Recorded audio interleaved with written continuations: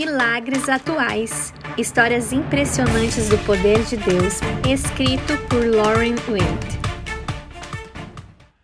Capítulo 2. O Carro Azul, Ana Telsa Pineda. No verão de 1947, minha amiga Benilda e eu estávamos colportando em El Espino, Boyacá, uma cidadezinha localizada em meio às montanhas da região central da Colômbia.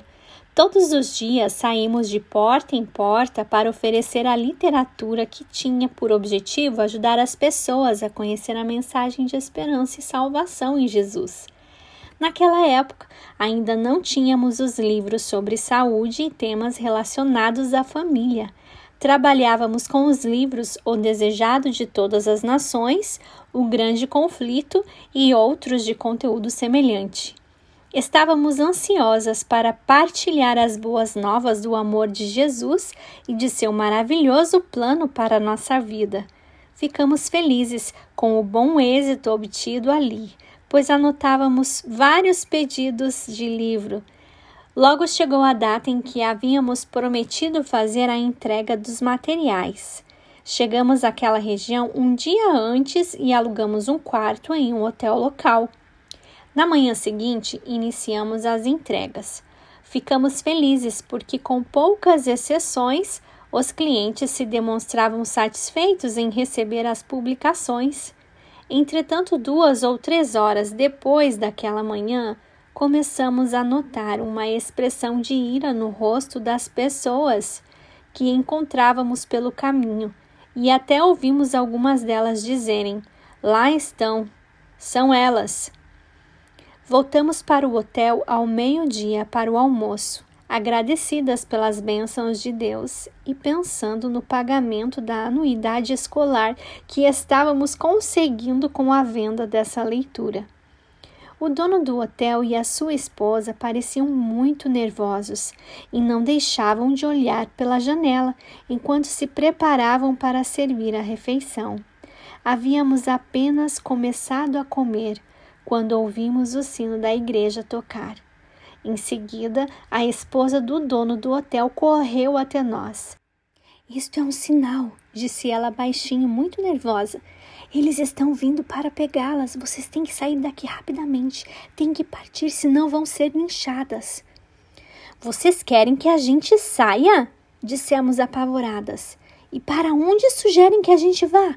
"Eu não faço ideia", disse o esposo dela, bastante irado ao se aproximar de nós. "Eu não quero que eles cheguem aqui e depredem o meu hotel por causa de vocês." Ele nos levou até a janela dos fundos do hotel e nos mostrou um terreno baldio cercado por muros altos. "Pulem a janela", disse o homem. "Quem sabe vocês consigam fugir." O homem, extremamente agitado, estava praticamente nos empurrando janela fora. Pulamos para o outro lado do muro, mas para onde poderíamos ir? Sair para a rua não havia como. O terreno cercado por aqueles muros altos poderia facilmente se tornar uma armadilha mortal. Além disso, parecia que não podíamos contar com o dono do hotel para nos manter ali em segredo. Em nosso desespero, vimos um monte de palhas de milho secas num canto e decidimos entrar ali embaixo. Durante um longo tempo, ouvimos os gritos e o barulho de pessoas correndo pela rua. Finalmente, após passarmos várias horas ali, escutamos um ruído e o barulho de alguma coisa rangendo. Estavam abrindo o portão. Momentos depois, alguém com voz masculina perguntou: "Onde vocês estão, meninas?" "Não se preocupem, viemos aqui para ajudá-las. Aonde vocês estão? Podem sair agora." Espiando por entre as palhas de milho, pudemos ver 2 homens. Um deles tinha uma sacola na mão e continuava a nos chamar, enquanto o outro permanecia em silêncio. Ainda com muito medo, nós nos levantamos e saímos do meio da palha. "Ah, aí estão vocês", disse aquele senhor abrindo a sacola. "Vejam, eu trouxe algumas roupas de homens para vocês. Vistam estas roupas e nos sigam. Nós vamos colocá-las em segurança para fora da cidade." Já estava escurecendo quando saímos apressadas pelas ruas seguindo aqueles homens. Parecia que ninguém notava a nossa presença ou prestava atenção em nós. Quando saímos da cidade, caminhamos um pequeno trecho pela estrada antes de deixar a pista para atravessar um milharal. Logo chegamos a uma clareira onde havia uma pequena casa. O homem que falou conosco pegou um molho de chaves e abriu a porta com uma delas. Entramos e ele imediatamente se virou e trancou a porta atrás de nós. Já era o fim da tarde e estava muito escuro dentro daquela casa, mas ele acendeu uma vela e colocou-a sobre a mesa. Minha companheira de colportagem e eu nos assentamos bem juntas ao lado da pequena cama que havia ali. O sentimento de alívio que havíamos tido se desvaneceu quando vimos a maneira como aqueles homens olhavam para nós, e nosso temor se tornou em terror quando um deles tomou a palavra e começou a falar. Vocês agora estão em nossas mãos. Nós salvamos a vida de vocês e tenho certeza de que desejam mostrar sua gratidão, não é mesmo? Essas palavras vieram acompanhadas de um sorriso que nos causou calafrios. Por um longo tempo ainda, o homem continuou falando dessa forma e fazendo insinuações. Parecia se divertir ao ver o terror em nosso rosto, rindo, brincando conosco como um gato faz com um rato antes de matá-lo. Por várias vezes ele se levantou e ameaçou vir em nossa direção, mas alguma coisa ou algum poder parecia detê-lo, e ele voltava e se assentava outra vez. Finalmente, em completo desespero, orei: Senhor, faça com que este homem caia no sono para que possamos pegar as chaves dele. Quase em seguida, ele pareceu estar com as pálpebras pesadas. Abria os olhos e os fechava como que lutando para ficar acordado. Momentos depois, deitou a cabeça na mesa e caiu no sono. Nosso medo era tão grande que ainda hesitamos por alguns momentos.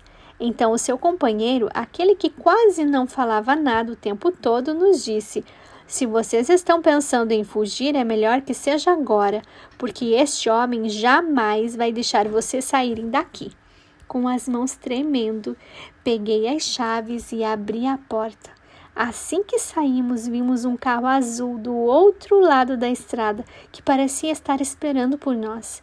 O motor estava ligado, a porta de trás aberta e um senhor bem vestido fazia sinal para irmos até lá. Depois que entramos no carro, olhamos para trás e vimos a porta da casa, o homem que nos havia raptado. Ele nos olhava cheio de espanto, como se não conseguisse acreditar no que estava acontecendo. Rápida e maravilhosamente, o carro azul nos levou até uma cidade vizinha e nos deixou em um hotel. Lá encontramos um vendedor que, admirado, nos perguntou: de onde vocês vieram? Como chegaram até aqui? Nós lhe contamos então sobre o carro azul que havia nos trazido de El Espino. Mas isso é impossível, disse ele. Está acontecendo uma greve geral em meio às ações revolucionárias em muitas partes do país. O governo declarou lei marcial e toque de recolher. Ninguém pode viajar. Estou tentando sair daqui desde ontem, mas não consigo. Ele saiu imediatamente e foi falar com o capitão do posto do exército à entrada da cidade para apresentar queixa. Os soldados confirmaram que o toque de recolher não havia terminado. O homem lhes contou sobre nós e sobre o carro azul que havia nos levado até a cidade. Mas eles lhe disseram furiosos que nenhum carro azul ou de qualquer outra cor havia entrado na cidade. Maravilhadas e agradecidas, Benilda e eu continuamos a colportar em várias cidades pequenas na região central da Colômbia. Colportamos durante os 3 meses seguintes. Certo dia, porém, ouvimos gritos à distância. Logo entendemos que todo aquele barulho vinha de um homem que falava a plenos pulmões: bruxas, bruxas!